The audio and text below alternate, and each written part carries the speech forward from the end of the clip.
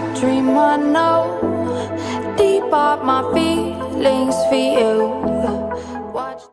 Hello reality viewers, welcome back again to Reality Latest Gist, the home of news and politics. For this channel, we dey drop news every day and we dey react to every videos wey comes our way. And na reality news now we dey drop for this channel, and we dey also dey talk am as e be. If today na the first time we say you dey come across this channel, you are highly welcome. Thank you so much for stopping by. And if you are returning subscribers, I appreciate all of una for una massive support to this channel. I say may God bless all of una in Jesus name. Amen. I get video wey I want present to una this very moment, and I go dey follow una dey watch the video. After we don watch am together, make we drop our opinion constructively for the comment section. Like our videos and also share our videos if possible. Bye for now. No na-edosa anyị n'usoro n'ilu ndị na-akpagbu anyị dịka anyị ka o wezugara ihe oke naanị ịdị mma gị na ebere gị ga-agbasoro anyị n'ogologo mbọsị niile nke ndụ anyị. Ị ga-eduga anyị n'ụzọ ụlọ nke Jehova n'ogologo mbọsị niile nke ndụ anyị. Ise ise ise ise ise ise ise. Ọ ga-adịrị anyị dum na mma n'aha Chukwu okike abịama. Ụmụnne m, ọ ga-adịrị anyị na mma. Aha m bụ Nwaeze Chukwubuzomba, nke unu ma dịka Don Prince, Sampe Master, aka ji ọfọ Igbo. Asị m nke onye chiri ya zere. Chukwu okike abịama ekwuwe ya sị na onye ndu anyị bụ Maazị Nnamdi Kanu ga-apụta n'ike na ebube. N'oge elugo mgbe ọ ga-apụta n'ọnụ kwuru njọ ga-ekwu mma. O nwere ihe ọ tinyere ya n'aka nke na-ata nchara. Ihe ọ tinyere Chineke n'aka anaghị ata nchara, ọ naghị ele ule. Ekene dịrị Chineke bụ Chukwu okike abịama, onye ike niile dị n'aka. Ya nwa bụ ọchụla guzo ogbu enyi. Ya nwa bụ the God of Biafra, the God of our ancestors. Ọ ya nwa bụ ihe kwuru okwu sị na Biafra ga-abịa n'oge nke anyị. N'oge a bụ oge Biafra. Ihe a ka Chukwu okike abịama kwuru wee sị na nwa mbụ Maazị Nnamdi Kanu na-aga ịdaba n'aka ndị ilo, na ọ ga-esi n'aka ndị ilo a wee nye anyị Biafra. Na mgbe ọ ga na-apụta na ọ ga-eji Biafra wee pụta, ya bụ okwu ọnụ Chineke ga-adị ile. Kama okwu ọnụ Chineke na-agaghị adị ile n'igwe n'ụwa gabiga. Okwu ọnụ Chineke ga-adị ile ruo mgbe ebighị ebi. O nwere ike ọ bụrụ na ọ na-adị anyị, ọ na-eme anyị vamvam n'anya, ọ na-eme anyị tintim na ntị. Ihe nketa nke alaeze Chineke ka o kpughewere wee nye ndị nke ya. Mgbe unu ga na-ele anya mana unu agaghị afụ, mgbe unu ga na-anụ na ntị mana unu agaghị aghọta. Ọ bụ okwu ọnụ nke Chineke na ihe nketa alaeze ya ka o kpughere nye ndị nke ya, ndị na-atụ egwu ya n'ime mmụọ na eziokwu. Maazị Nnamdi Kanu na-atụ egwu nke Chineke. Chukwu okike abịama ya nwa ọmago ụbọchị Maazị Nnamdi Kanu bịara, mara ụbọchị ọ ga-abanye n'ime ọnwụnwa, mara ụbọchị ọ ga-apụtakwa n'ime ọnwụnwa, mara ụbọchị ọ ga-eji Biafra wee bịa. Chukwu okike abịama edewo ya, o dewo ya ma kwuo ya sị na ọ dịghị amamikpe dịli n'isi Maazị Nnamdi Kanu, o nwekwana amamikpe ga-adị n'isi ya n'aha Chukwu okike abịama. Ụmụnne m, aha m bụ Nwaeze Chukwubuzomba, nke unu ma dịka Don Prince, Sampe Master, aka ji ọfọ Igbo. Site n'ike nke Chineke, abụ m nwafọ Ọnọgbanike. Ọnọgbanike dị na Enugu steeti, and Enugu steeti dị na Biafra. Site n'ike nke Chukwu okike abịama.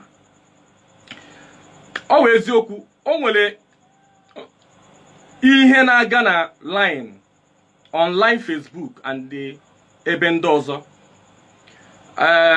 Many messages have been coming to my Facebook page, and some messages have been coming to me.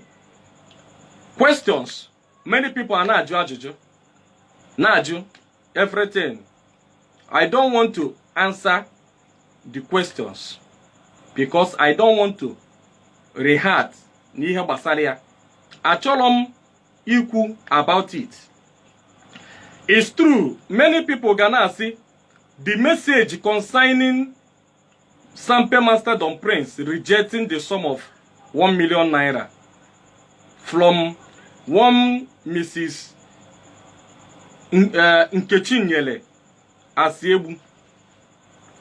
Yes, of course. It's true. Because I am a Nandi Madiganaju, Ehang or Wezioku. Kedotos weme. And many people gonna say, Nobule Zioku, Morgene. But glory be to God, the conversation you saw online is true and genuine conversation. The conversation I made it with the woman. I received a message, and that message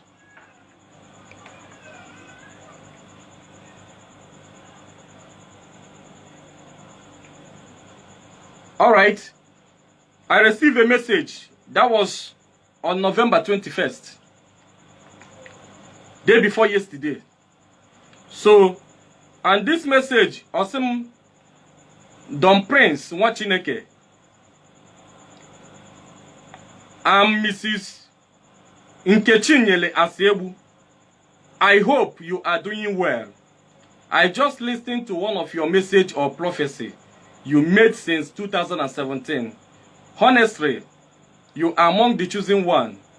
So, I thought that now, yes, maybe that now, the person money aneku, bo a genuine and somebody ngasi no onye na atu egwu nke Chineke. So, and see, thanks so much one name, because I really appreciate onye obona send a message. I will appreciate it, and I will be happy. I will be happy.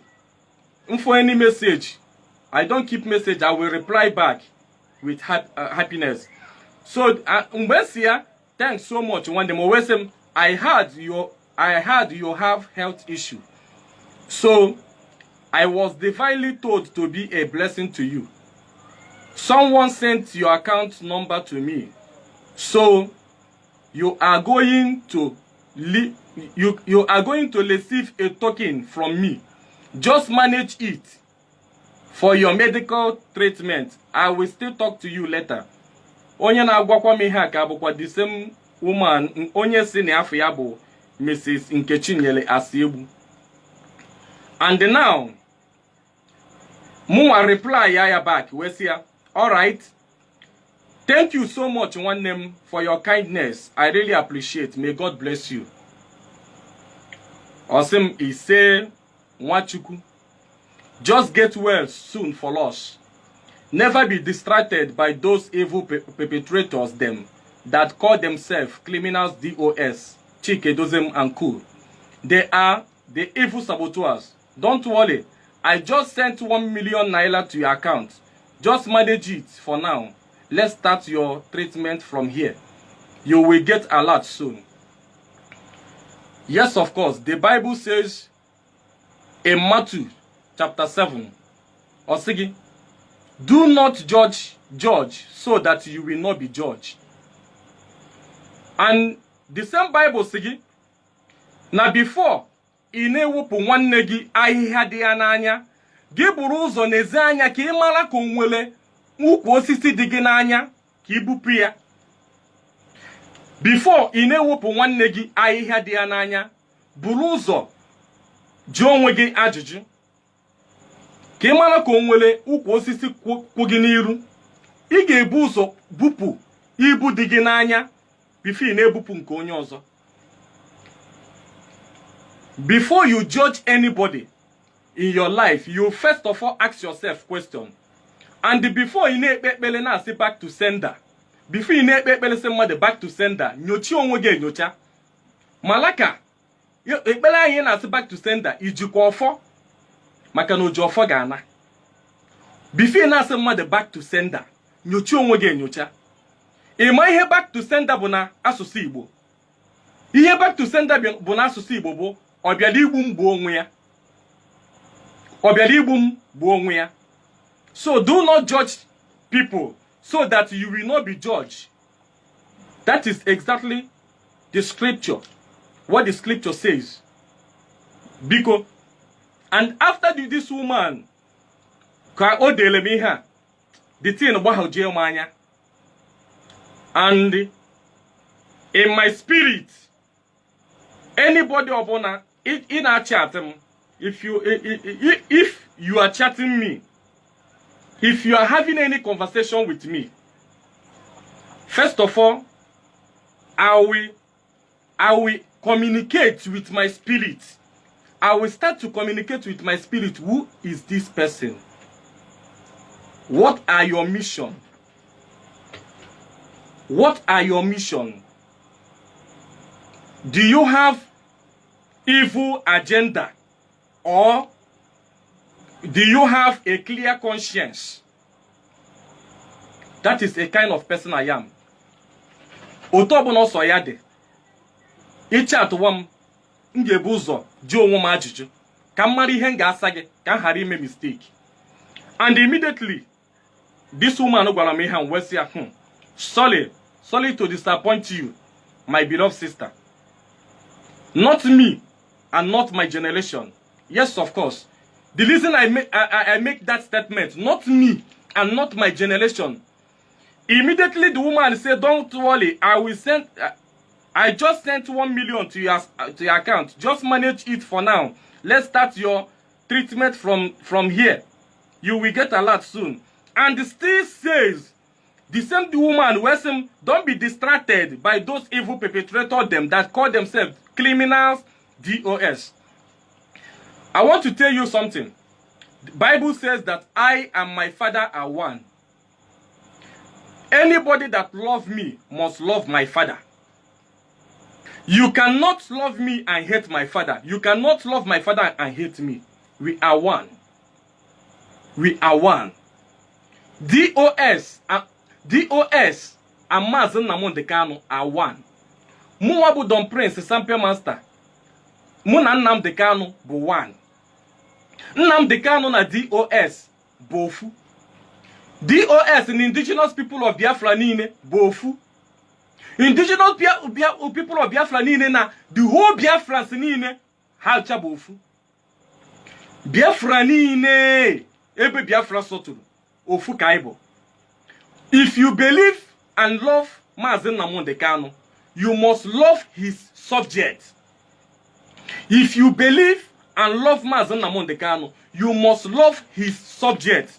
You must love every structure of Mazen Nnamdi Kanu. All the foundation of Mazen Nnamdi Kanu, you must love it. You cannot love Mazen Nnamdi Kanu one side and hate him one side. No. Mazen Nnamdi Kanu is fighting for you, your generation, your children's children. And the same thing, Yawanonwe and his subject are one. Because, my beloved brothers and sisters, if you are coming to my chat, my WhatsApp, my Facebook or anything, if you are coming to my timeline to say anything, because make sure that your hands are clean. Do not judge anybody. Do not judge anybody. Do not.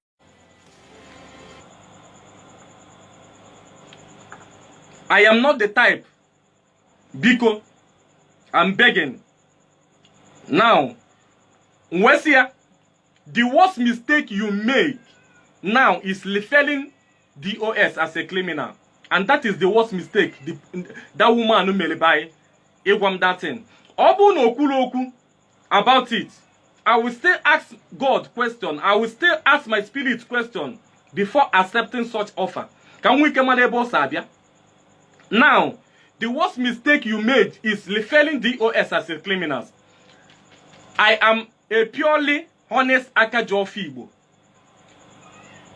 That is the truth. I'm a purely Akajo for and the Ofonji. Obolongo tenyere mofo. Obolongo nyere mofo. Ofonji is spiritual ofo. The staff of truth. Honest truth, honest staff of honest, the staff of holiness. I will tell you how I become Akajo Fibo and Otun Sijidofo. Now, by a special grace of God, I was in my dream. Ihe na-eme na neither March or May. This year. It happens this year. I was in my dream. And in that dream, I saw myself in another world. And that world I saw myself in, the people Nnafo anaha know my language. Please, those people that is calling me, don't call me. Please, I don't need this now. Biko. Nwefo onwem n'obodo ọzọ. Obodo ahụ fụrụ onwe m anaghị anụ Igbo. Anaghị anụ English. So, mụnwa na onwe m mwepụta ebe ahụ wee sị wefu ndị nọ na-ekpe akpụ. Mgbe fụrụ ndị na-ekpe akpụ wee kene asị una wee dọnụ onwere onye yere m ọnụ. Nsị adalụkwanụ onwere onye yere m ọnụ. And that village ebe m nwetara onwe m ihe ahụ, the village self bụ dịka olden village. Ụjọ na-atụ m. So the next thing bụ mbịafụ nwatakịrị nwa 5 years n'anya m. The nwa bụ nwa 5 years. The nwatakịrị pụtasị m uncle na ndị ada anụ ihe ị na-ekwu. Nne ya anya chiwi ọchị. Isi na ndị ada anụ ihe ị na-ekwu. Ọsị m yes. Nsị ya kedu otu gị nwa si anụ ihe m na-ekwu? Why na ndị ada anụ ihe m na-ekwu? O wee sị m na ya nwa anọgo n'ala Igbo 25,000 years ago. Na ya anọgo n'ala Igbo 25,000 years ago. I marveled. Nnebi anya si obele nwa ha ka gị nọ n'ala Igbo 25,000 years ago. So, biko ndị na-akpọ m biko please stop calling me. Nsi obele nwa ha ka gị nọrọ n'ala Igbo 25,000 years ago. Ọsị m na mama nghọta. Ọsị m ka m soro ya. Mgbe soro nwa a na-aga. Ọsị m ebe ọbụla ya zọrọ ụkwụ ka m zọ ụkwụ ebe ahụ. Na wọchị ebe ọ zọrọ ụkwụ nzọ ụkwụ, ebe ọ zọrọ ụkwụ nzọ ụkwụ. O nwere ebe anyị jegide wepụta ọ bụrụ nnukwu mmiri dị there. Ebe ahụ mmiri dị, ndị mmadụ nọ na-achụ aja. Many people nọ, ndị yi white nọkwa the other side na-ekpe ekpere na-achụ aja. Ndị nke ọzọ nọrọ the other side na-achụ aja. O nwere side okwute dịcha, anọ na-egbu anụ, ọ na-awụsa ọbara ya. The small girl sị ma agakwa n'ebe ahụ. Wee chiri mkpụrụ cowries. Ihe anyị na-akpọ ya bụ ego ọyọ. O wee chiri mkpụrụ ego ọyọ anọ chinye m n'aka. Wee sị m ka m were ya chinye na mmiri ahụ. M were that ego ọyọ chinye n'ime mmiri ahụ, that cowries nchinye n'ime dị mmiri. Mụ na-esokwele na-aga.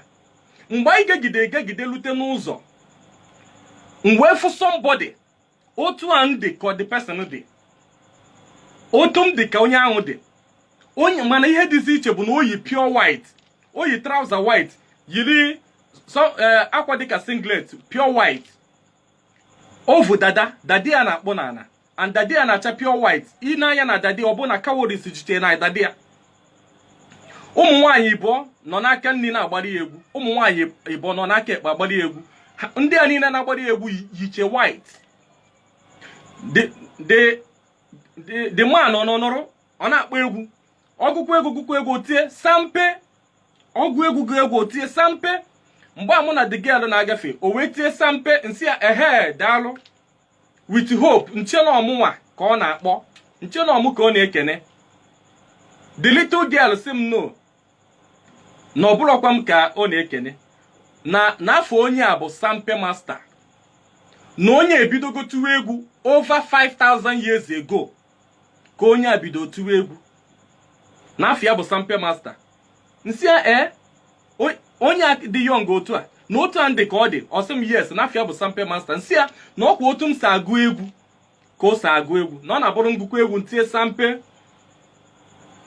ọchịwa m ọchị sị m ka mụ na ya soro mụ na esokwe na-aga mgbe anyị gegide wee lute otu ebe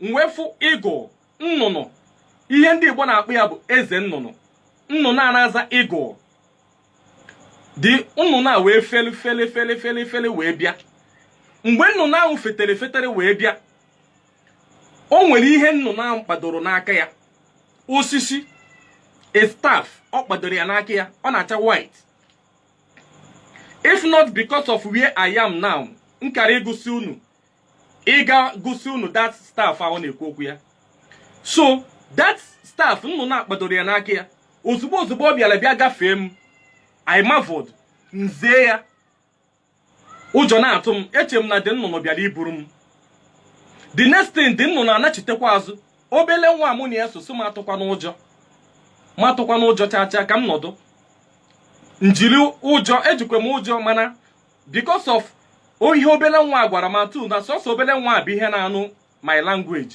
na-anụ ihe m na-ekwu because of that I just cool down nweta onwe m ana ọsị m atụkwa n'ụjọ nsị ya o dị nnụnụ nachite azụ mgbe dị nnụnụ nachitewere the second time fele lute m n'akụkụ the next thing ọ bịa n'ilu m drop the staff that staff o ji n'aka ya drop ya n'ilu m mgbe ọ drop that staff n'ilu m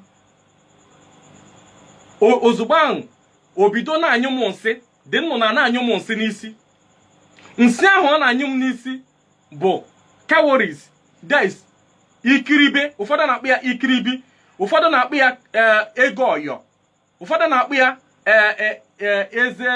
eze ego cowries mkpụrụ ihe akụ ka the bed that nnụnụ na-anyụ m n'isi o wee nyụchaa m nke ahụ n'isi wee mepee ọnụ ya wee gbuo nke ọ gbọpụtara n'ọnụ nke ọ na-akpọ akara aka o wee kpọpụta nke ahụ akara aka ọ kpọpụtara ọ dị 10 in number cowries ahụ ọ nyụkwasịrị m dị 27 in number 27 in number so after everything dị nnụnụ fee nachiwa azụ mgbe dị nnụnụ na fe na anachi azụ the small girl wee sị m ka m pikite the staff ka m tinye aka pikite that staff njiri ụjọ wee were aka nri tinye ka m weta the staff the thing shock m the girl sị m ka m were aka ekpe tinye aka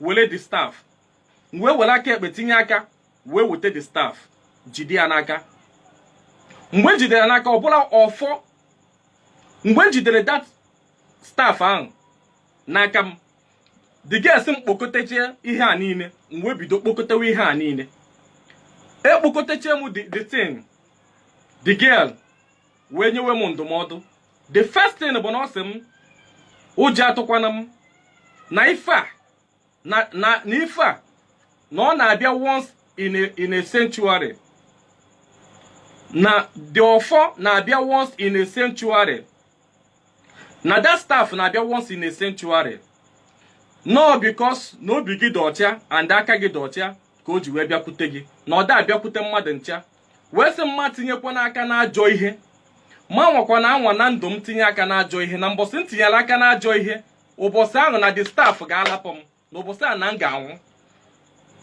ọsị ma tinyekwa n'aka n'ajọ ihe that na this staff na ezigbo ihe ka ọ bụ na this cowries na ezigbo ihe ka ọ bụ ma atụkwa n'ụjọ nsị ya o ụjọ na-atụkwa m o mana m na-pretend na ụjọ ada atụ mana within me ụjọ na-atụ m mụ na ya esolo ozugbo mụ na ya na-eso ka m make step and two o nwere ebe nchefuru ịkọrọ unu since ahụ mụ na the girl na-aga ihe a since ahụ mụ na ya ji wee bido from ebe a mụ na ya meet to the end of ebe ahụ the eze nnụnụ bịara chinogide ojie chinogide ofuo chinogide ojie chinogide ofuo ka m sikene na chi ejigo ihe karịrị about 20 to 13 times since amụ na ya na-ekwu ihe a chinogide ojie chinogide ofuo atụ chijie ị na-afụ ndị mmadụ ndị gara ahịa ana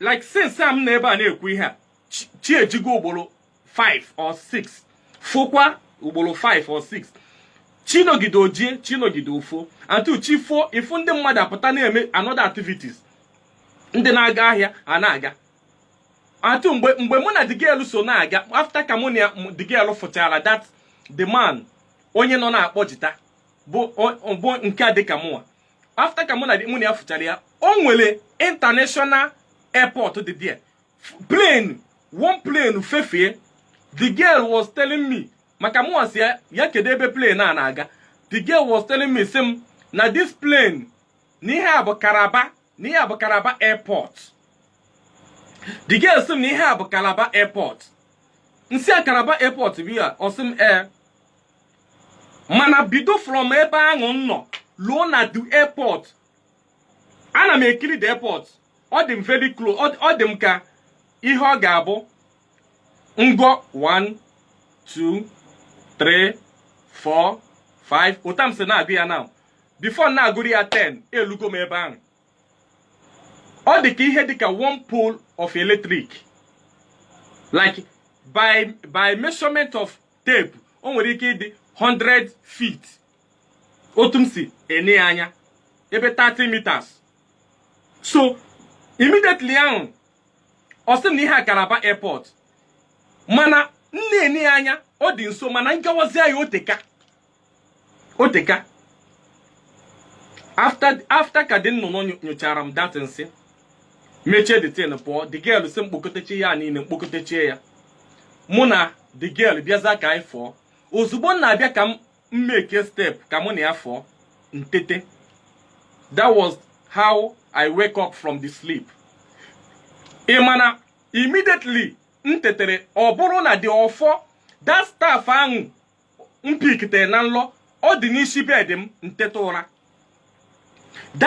that staff ahụ dị n'isi bed m ntete ụra otu ahụ si fia na nlọ wee welu the staff pụta otu ahụ ka m si tete ọ bụrụ na ọ tụkwasịrị m n'isi na ndosere isi otu alala ụra ọ dị m n'isi life reality ntete ụra and all those things niile ọ si m kpokoteche otu ahụ osisi mkpokote ya ntete ụra ọ bụrụ na the thing wụsara m n'akụkụ na the same isi bed m aka m otu aka ụfọdụ nsikpori ya n'aka tete ụra reality otu aka nsikpori ya n'aka tete ụra reality I became afraid amarọ m ihe m ga-eme I started asking questions I went to so many places yes in truthfulness and everything I went to both traditionalists Christians everywhere agara m n'ụzọ ọdịnala agara m n'ụzọ ụka gaa jụọ ese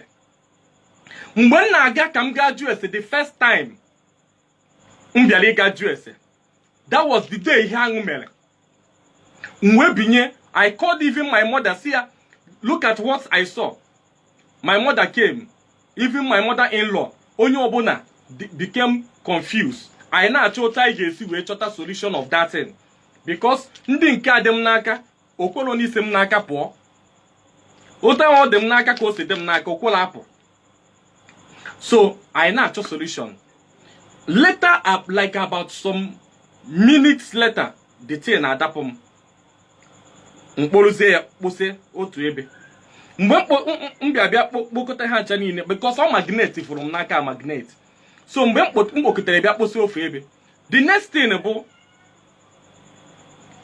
anyị asị na anyị ga-aga jụọ ese na-akwadozi ịga jụọ ese within 30 minutes of that time the staff mpụtazi afrozim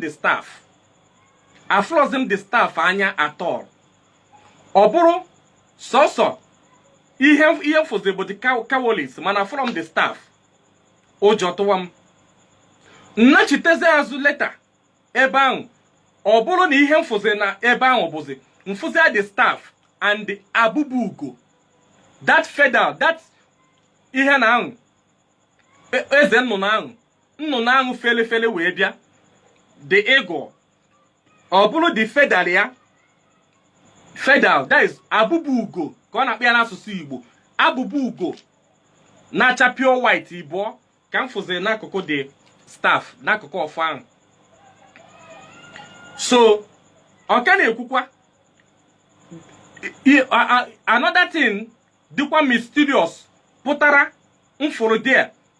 One bụ this thing. One of them bụ ihe mgbanaka. Ihe a kịta. Ife a kịta mgbanaka. This one kịta nna touch. Bụ ihe dị mysterious mfụrụ there. Ife a dị two. Abụbụgo a dị two. The staff and the cawolis and that nke ọsọ na akara aka. Nke ọsọ na akara aka. Ihe a niile bụ ihe so wee bịa. Ụjọ wee bido tụwa m. Wee bido jụwa ese. Ana m ajụ ese. Kedu otu ọfọ nlọrọ na nlọ nsiteta ụla wee fụ ya n'isi bed m. Otu ahụ ọ sacha pure white ka m si wee fụ ya n'isi bed m. Cowries ọ bụ na ọ dị m n'aka na ndị wụsachara n'isi bed m. The akara aka ofe ebe ahụ. Aka ofi ha ahụ. The kafia fedal abụbụ ugo ofi ha ahụ. That was the time I started asking questions. I started asking questions, both traditional and Christian, in Christian way. I went to so many church to ask questions. I went to so many traditionalists to ask questions.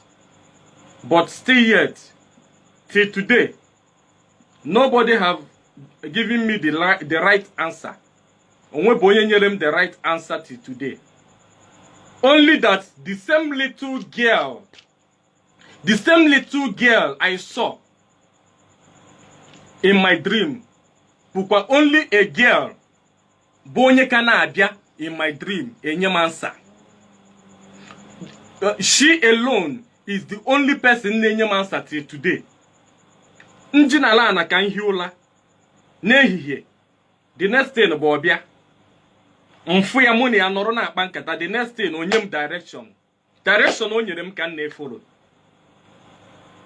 That was how I become Akajọfọ. Akajọfọ Igbo. Because many of us may be asking, get the meaning of that Akajọfọ. That staff is the staff of holiness, spiritual staff. And after that, Owelo on 17th May, I got a message. The same little girl. The girl told me to go and arrange all the Igbos, both all ndị Igbo niile. O tegaka this instruction on abia. Gather Igbos, gather all the Igbos together. Ka ajiko onwe ha ọnụ dịka okwu azịza. Is this yes, 17th of May, the message came. Bia, after the message came, Omeche Opwa, Emelo mi hose ka mme, Nka haga. Owelo on 21st May, the same message came again. When you see automatum, the automatum onye mbo, awesome, ni ho na-enye m bụ 9 days. 9 days from that day. Na ọ bụ na m emere ihe ahụ ọ sị ka m mee, that I'm going to die. I became afraid. Ụjọ ba m arụ.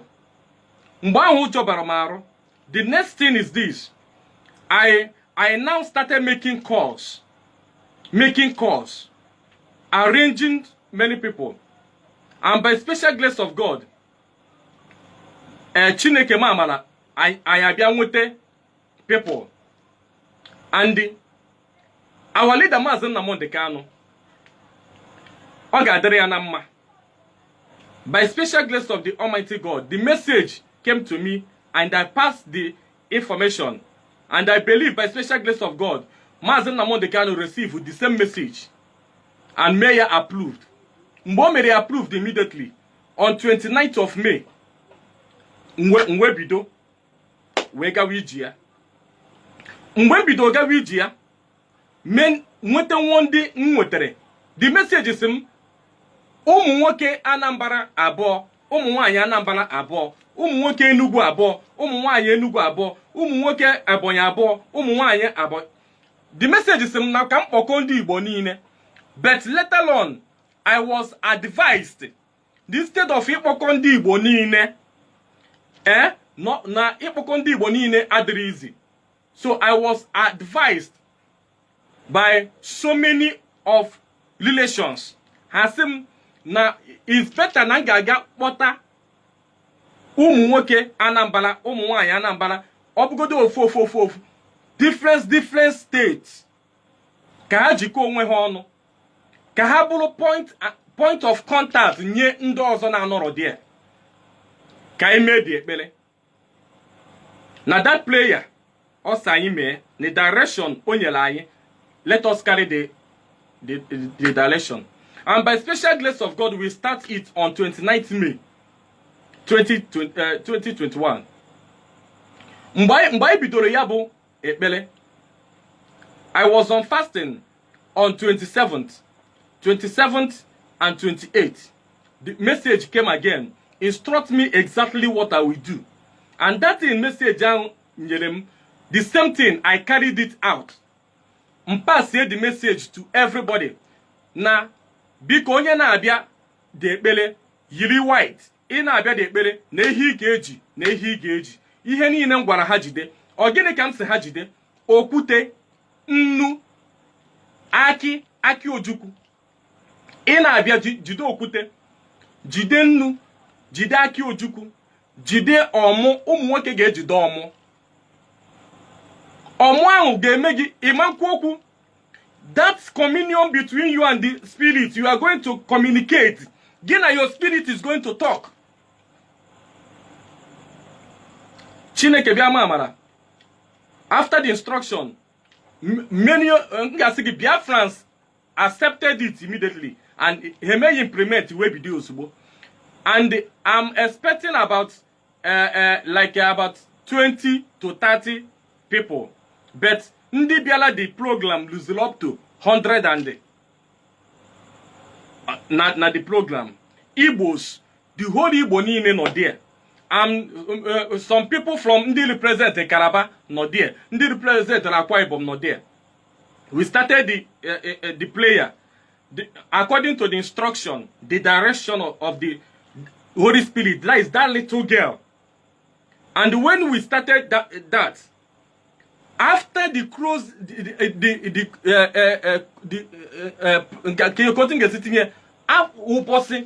like mgbe anyị na-achọzi imechi the ekpere, the time for us to close the player. After we are about to close the player, so the instruction says that ọkọ, o nwere ihe ndị Igbo na-akpọ ọkọ, that is calabash. Calabash, but it's a mud calabash. Ọkọ. Owesisi wele di okwute tukpunye n'ime de ọkọ. O wele di okwute, odosa ọkọ na anasị wole okwute tinye n'ime ya. Onye ọbụla wole okwute tinye n'ime ya. Ọ sị ha kpota aja. Onye ọbụla na-abịa ga-ekpota aja from obodo ya. Ọ ga-ekpota aja from state ya ga-represent state ya. Ụfọdụ kpotechara aja from their state.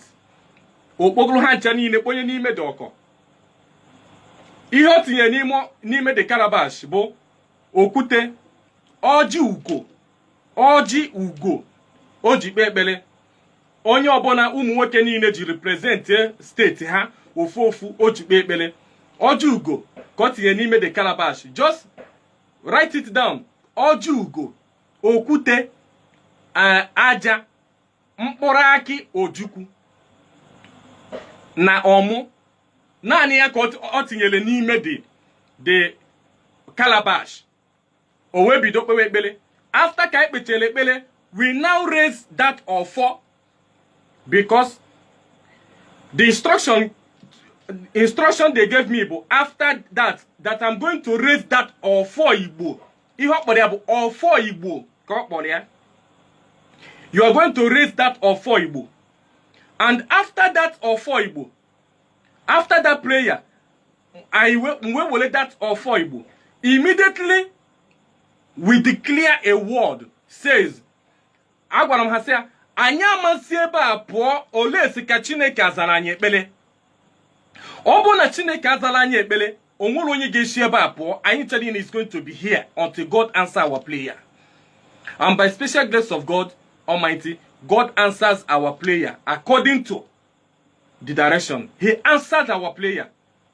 After ka ekpete ekpele, raise the offer. Immediately on elezi the offer. On ewenyi the offer enu. Wolo offer metu na the calabash to bless ihe anine. Iji ya wee kpe ekpele, the calabash wee bido nwụrụ ọkụ. Ozugbo na-emi ya the calabash the aja anine ebido na-enwu ọkụ na-asụ ka ite o shinyere n'ọkụ na-eme pụtụpụtụpụtụpụtụpụtụpụtụ. Ọ na-asụ ka ebe ọ tinyere ọkụ onye ọbụla a na-eti, onye ọbụla dị surprised. Even I myself had them surprised, but ejidesiri m onwe m ike. So ihe a kita bụ ihe ịlịba ama Chineke mere, Chineke megoro through that offer that made me to know whom I am. Ọ ya mere nji wee mara ebe nsi na onye mbụ. Ọ maka mere nkwu okwu nkọwara onye ọbụla sị, mmiri siri ike ka Chineke jiri kpụọ aja, were aja siri ike wee kpụọ mmadụ. O nwere onye nọ n'ụwa si n'elu daa. O nwere onye nọ n'ụwa na-abụrọ mmiri, onwe onye nọ n'ụwa na-abụrọ aja. Chineke ji mmiri before the osigi that the word ekotosikwo ya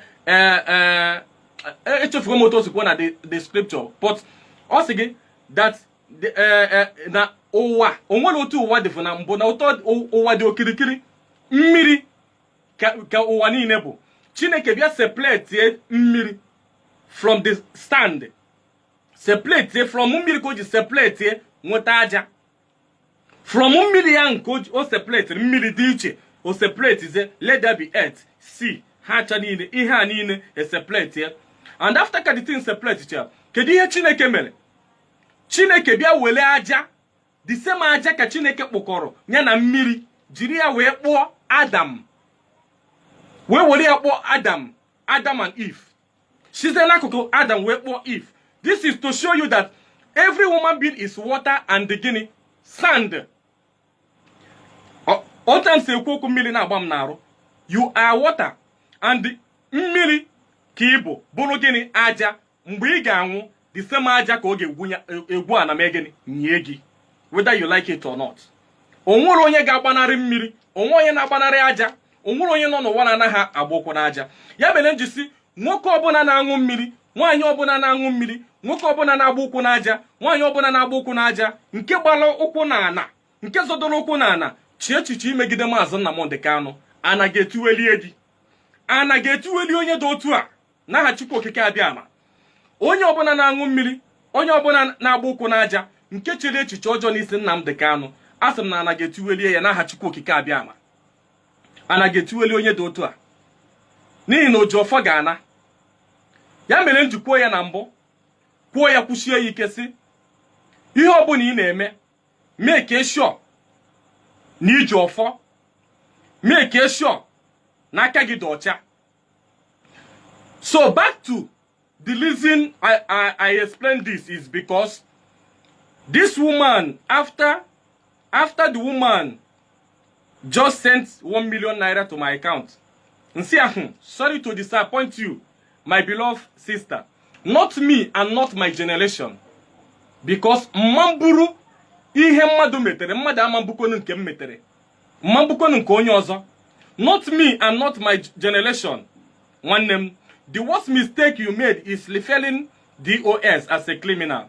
I am a purely Akajofo Igbo. I served the spirit of my ancestors in truthfulness and in holiness. I cannot be bribed or bought over. Please, Sampe Master and my father, Maazị Nnamdi Kanu, are one. DOS is my father's subject.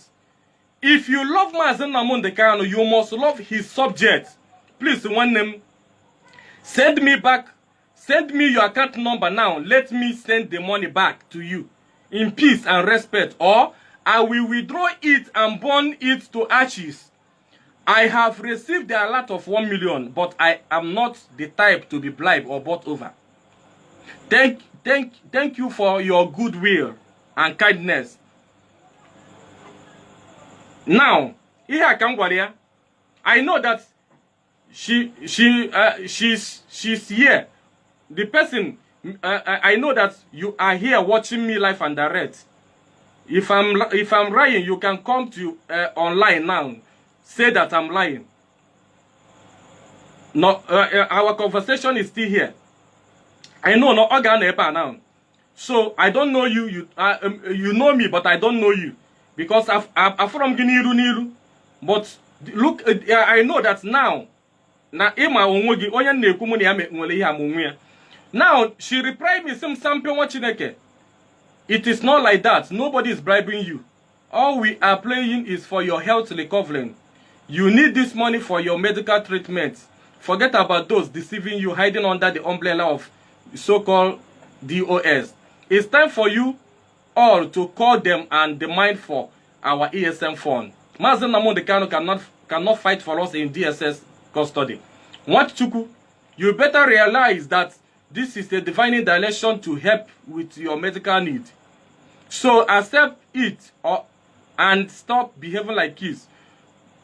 Those people you believe on will never want your goodness. Daru Chineke. Nwesia, get behind me, Satan. See, my dear sister, I live in this world. This world does not live in me. What lives in me is gladness, and gladness is beyond my present around. Nwesia, I am not the type to be deceived, as you said. This is the alert. I know that I am poor and that I need money, but not your type of money, okay? Please send me your account. Let me forward it back, or I will burn it to ashes within the next 24 hours. God bless you for your kindness, but please, I don't need it. Now, listen to me. Listen to me. Because many people have been asking questions. Yes, and I'm afraid what is going on. Many people are saying, online. Yes. I don't want to make the post public. But the reason that made me to send it out is this. Immediately, she complained concerning and referring the structure of IPOB as a criminal. That was the time I got annoyed. Onye na amalo ebe mmiri no bido mara ya, oga ha ma ebe o ga-akwụsị we madobia. You cannot call the structure of IPOB a criminal. You cannot call the structure of Mazen Nnamdi Kanu a criminal.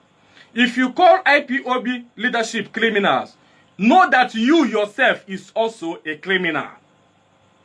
Obunibe a principal officer. Obunibe a principal servant. Matter that you are one of the DOS. Because when talking about DOS, Directorate of State, matter that you are one of them. Iburu, a principal officer. I want you to know today that you are part of DOS. That you are DOS. Whether you like it or not. So, immediately this woman said this, I cautioned the woman. And I was expecting her to send the account number. Before the woman sent this money, I have a dream. That was on Tuesday, 16th of November. This month. 16th of November, 2021. This month, I know him here. So I have a dream. And in that dream, I was told to be careful. I was told that no one will go na give but account. In that dream, o nwere ego ọ na-aga send na akaụntụ gị, don't use that money. Were gaa n'okporo ụzọ tụfuo ya, gaa n'okporo ụzọ tụfuo ya, tọọ naba. That was exactly the message that came. Memetụkweni aka na ọ bụ eziokwu na ọnọdụ m na nna ya arụ and ọnọdụ m adọrọ mma, but I should not touch that money. For those people na-akpọ m iyi m fọrọ unu na ihe na m meseji m, ndị na-asị m na nkari iwelu the money wee kwụtọwa ha, nwere ike na kwesịrị iwelu the money jiri ya gbuo mkpa, ma na kwesịrị send the money to motherless baby, na kwesịrị send the money to this. Let me tell you, I have been going to motherless babies and the hospitals and the ebe for visitation and for even trying my best to make sure that anybody in a hospital, I will try my best to make sure no onye ahụ pụtara. I don't know the person don't know me, but I have been doing it secretly. But one thing is this: divine direction from God is different from divine direction from men.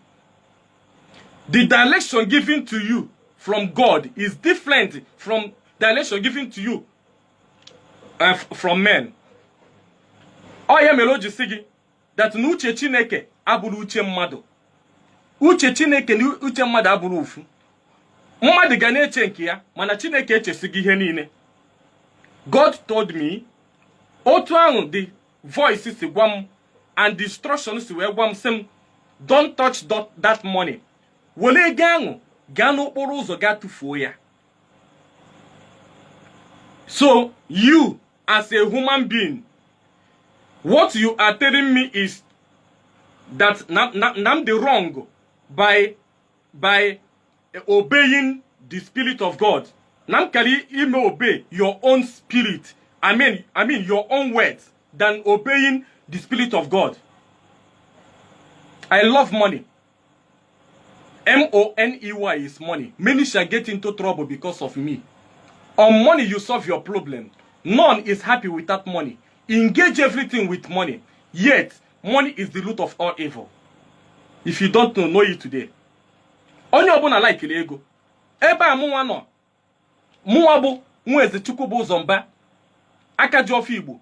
Alaikiri m ego, mana ọbụna ego niile m fụrụ ka m na-eli. Ọbụna ego niile m fụrụ ka m ga-eli. O nwere ego ọ ga-abịa iliche. Eziokwu ka m na-agwa gị. Afọ a na-asa gị. O nwere ego ọ ga-abịa iliche. Ị nwụọ. Your generation anwụọ. Ị na-anwụ. Ị ga-afụ ịmụta nwa ga-anwụọ. Ị na-ajụ ese gịnị na-eme nwa gị. Ọ bụrụ ego ahụ ọ si ga-elikwana mgbe gara aga. Ụfọdụ n'ime anyị ihe na-eme gị si nọ ihe nna gị metere. Ihe nne metere. Nna, ihe nna gị metere ama nso gị. Ihe nne gị metere ama nso gị. Ọ nke ị metere ga-eso gị. Kedu nke anyị metere? Ihe ahụ Chineke si ga-emekwa na ịkata ntị ga mee ya. Ihe ahụ si ga-emekwa na ịkata ntị ga mee ya. Ọ ya nwebụ ihe ị metere. Ị ga-tinye aka gị n'ajọ ihe. Ịma na ihe a dọrọ mma, ị ga-tinye aka gị. Ịma na ihe a kịta na ọ dọrọ mma, ị ga-tinye aka gị. Ịma na ihe a adọrọ ọcha, ị pụtasị na ọ dị ọcha. Ife ihe dị ọcha, isi na ọ dị oji. Mara na mgbe ahụ n'itinye gị aka gị n'ajọ ihe. Ị na-asọpọtụ ajọ ihe, itinye gị aka gị n'ajọ ihe. Ị na-ekpe ikpe ọjọọ, ị na-ekpe ikpe mkpegide, itinye gị aka gị n'ajọ ihe. Make sure that your hands are clean. That was instruction given to me. Don't use that money. Can't hold the money. Go and open ụzọ, gaga tufuo ya. And now, I was expecting the woman to reply back to me peacefully. Mana onye m reply because agwago m ya ihe m kwesịrị ịgwa ya. Na m na-agakwa igbu ya ọkụ. Ihe nyere ya bụ next 24 hours because the Spirit told me 24 hours. And then what I say, in next 24 hours, now I am going to burn that money. Yesterday was Eke Market Day. And the same Eke Market Day was a day. It's a day for me. It's a holy day to me. It's a day I keep holy. Onwere ejuro m egwu egwu ụbọchị Eke bụ ụbọchị m ji ekpe ekpere, ụbọchị mụ na Chineke ji akpa nkata, ụbọchị mụ na mmadụ na-enwelo mmekọrịta. Ụbọchị ahụ aji m ya kwanyere Chineke ugwu, ụbọchị Eke. And the same yesterday, 24 hours, ngwara the woman, the message keep on coming. The voice told me again, Don Prince, do not be deceived. Do not be deceived. Do not be deceived. Go and burn that money. Go and burn that money. My spirit told me, instead of burning this money, is it not better to go to hospital and they donate it, or go to a place to donate it? That was, as a human being, as a madam, he akobi m na agwa m okalo mma ka nga no n'ọgwụ ganye ya ndị mmadụ ofobi na agwa m nke ofobi na asem ka ihe game. The spirit keep on telling me, go and burn that money. Remember, the voice did not tell me eat that money. It did not tell me touch that money. The voice did not tell me do this, do that. The voice told me go and burn that money. That was the reason I withdrew the money. I withdraw it. As God may have it, I called families and friends. I called families and friends. We are up to 10 or 12 in number, because na okilikili nke Chineke ọ na-enwenata onye akaebe. Ihe niile na-enwe onye akaebe. I went and do what? Called families and friends. We went and withdraw the money. And after withdrawing the money, my spirit told me, within me, the voice in cause and asked him, dash it out, dash it out, dash it out, as a human being. And the same voice now repeated, telling me, do not be deceived, go and burn that money. I waited to know whether this woman or get send the account number, like I said, or send it. And after we withdraw the money, I went and burned the money. The video is here. The video is here with me, but I don't want to share the video online. And maybe after my broadcast, I will come and I will release the video. Because many people now saying that since all these things was going on, that I don't want to address people. Yes, I don't want to address anybody. Because I told them, I don't like him, I don't like it, but mado. If you are mad in public in a way, and I don't like mad at him. Only abona na fight DOS. Malani na fight Mazen Nnamdi Kanu. Onye obona na fight Nnamdi Kanu. Malani na fight IPOB nine. Onye obona na fight IPOB nine. Malani na fight Biafrans nine. Malani na fight both our ancestors. Our ancestors. Biko, that was the reason I went and burned the money. I have burned the money. Yes, 1 million naira can solve my problem, but I don't tell anybody that I have a problem. If I have a problem, I will let you know. I don't have a problem. It's true that my health condition is not good. Yes, of course, but with God Almighty, with Chukwu Okike Abiyama, I am healed. I am healed. I cannot sow my hands in evil. Those people fighting DOS, my advice for you, come back to your right senses. We are brothers. We are sisters. Come back to your right senses. We are brothers. We are sisters.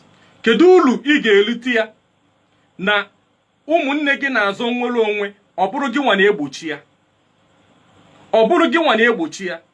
Kedu uru ị ga-elite na iwere ego na-enye ndị mmadụ ka nwere onwe gị, ọkwa nwere onwe gị na ụmụ gị na ụmụ gị ka ọ ghara ịbịa? Because the more ị na-eshare ego, ị na-enye ndị mmadụ ego, is the more you are delaying your children's, your generation's freedom. You are delaying your generation freedom. Let us join our hands together to win this battle of freedom. Let us join our hands together to make sure that our leader Mazen Nnamdi Kanu return in peace. Do not put your hands in evil. My advice to Biafrans all over the world now is this. Do not put your hands in evil. And again, make sure you are fighting a just fight. Make sure you are fighting in holiness. Make sure you are fighting genuinely. Make sure ni iji eziobi gi, ni iji arụ gi, ni iji ọgbụgba ndụ gị na Chineke na-anụ ọgụ ka ị nwere onwe gị, ka ụmụ gị nwere onwe ya, ka generation gị nwere onwe ya. A fight kwana ka imegide mmadụ ibe gị. A fight kwana ka ili ego 1 million buru ebu mana opeka. Ọ bụ na ndị ndụ taa 1 million m ga-enweta ya.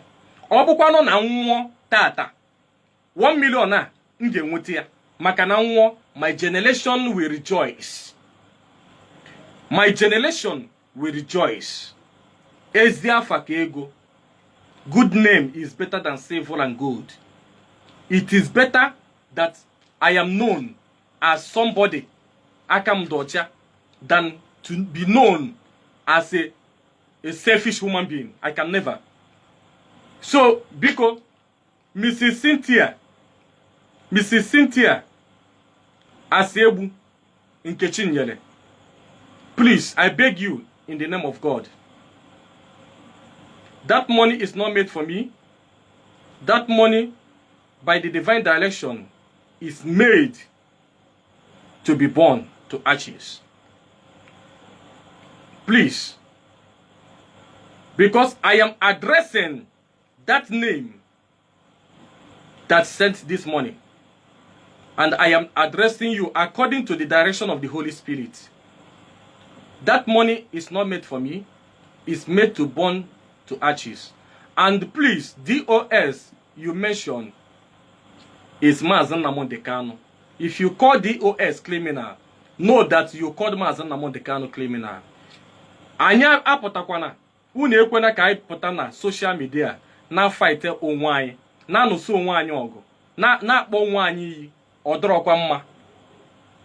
Ndị ilo juru na social media, ndị ilo juru na Facebook, ha na ebe a na-awọchi anyị, ha na ebe a na-ekiri anyị, anyị pụta na agba onwe anyị mgba, ọkwa ajọ ihe. The best thing I do is what I know that I will do now to address the general public concerning this money. Yes, I burned the money and the evidence, I'm still with the evidence and I will keep the evidence. Please, I'm Mrs. Chinyele or Nkechinyele Asebu. I have sent you the video of the money. Mbwana Boyoko. I have sent you that. So you can go to your line and publish it. I will still publish it now. After this broadcast, I'm going to publish it online. I love money, but not every money that I will eat.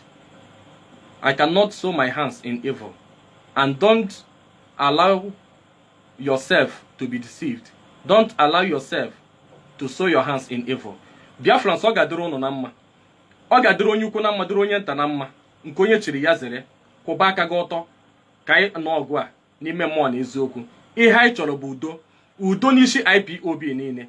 Mgbe ị nụrụ the word IPOB, mara nọ Indigenous People of Biafra.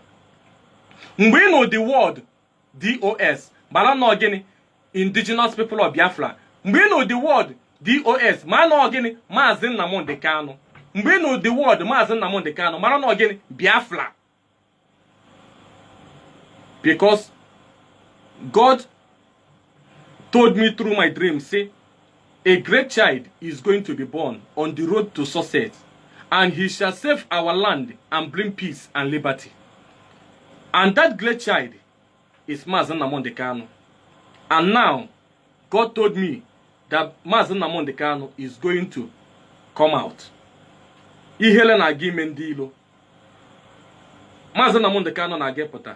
Ọ dịghị mgba niile ndị ilo ga-agba ga-eme ka Nnamdi Kanu hafie pụta.